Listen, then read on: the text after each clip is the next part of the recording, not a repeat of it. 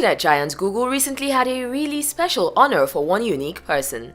They decided to honor the man who is the Guinness World Book of Records holder for being the oldest man to sign up for primary school. And they did this by creating a doodle on their homepage in his honor. The doodle is in celebration of the 11th anniversary since the late Kimani Maruge from Kenya, who aged 84 at the time, went to school for the first time. His reasons for wanting to learn were to be able to count and to read the Bible. Mr. Maruge, who was a pioneer in the struggle for independence from British rule in Kenya, caught the interest of many when he started school in Eldoret, Western Kenya in 2004. He passed away in 2009 after battling stomach cancer. According to Dorothy Uki, Google's communication manager for East and Francophone Africa, Kimani Maruge was an extraordinary Kenyan whose passion for education throughout his life shines as a beacon worldwide on the importance of lifelong learning. She added, "Doodles are used to celebrate the lives of famous scientists, artists, and pioneers throughout history, and Google is thrilled to feature a Kenyan whose life stood for such an important cause." Google said its doodle was a reminder that it is never too late to learn something new. We agree.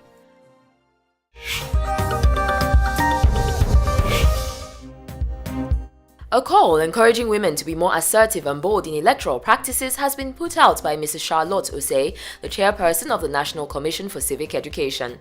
She has challenged women to put themselves up for election into the district assemblies and unit committees in the country. Mrs. Osei made the call at today's stakeholders forum held in the Ejisu municipality for candidates contesting the upcoming district-level elections by the Commission. The forum held with support from the European Union, and Mrs. Osei urged women to say no to intimidation and fear or bullying from any quarters. The goal of the forum was to assist in teaching ways and means of conducting clean campaigns devoid of acrimony to ensure a peaceful and successful poll, and to also discuss issues restricting women and disabled persons from holding political offices. They also discussed ways to improve the situation. Attendees at the event were aspiring Assembly and Unit Committee members, officials of the Electoral Commission, heads of decentralized departments, chiefs and civil society organizations in Ghana. Mrs. Osei also spoke against personal attacks in politics, saying that it was a breach of the law and should be reported to authorities for adequate punishment. Now, out of the 174 candidates who have filed their nomination to contest the elections in the municipality, only 18 are women, so we think that this advice is necessary.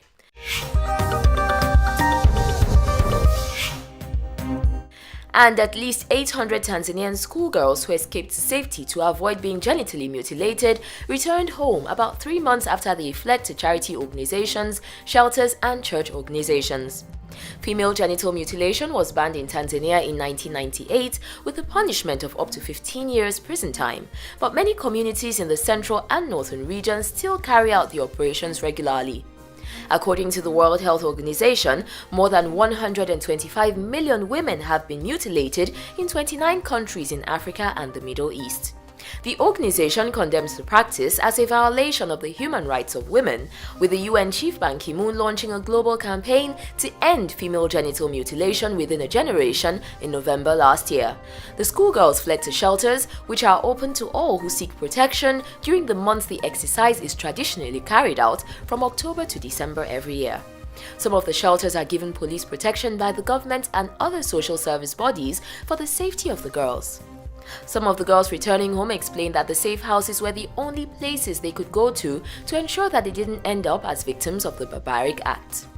The dangers of genital mutilation, apart from the excruciating pain, include bleeding and infection, and maybe infertility and childbirth complications in the future.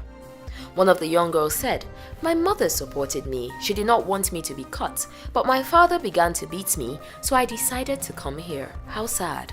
Tanzania's Minister of Labour and Employment, Gaudensia Kabaka, has called on traditional leaders to use their influence to stop this retrograde practice.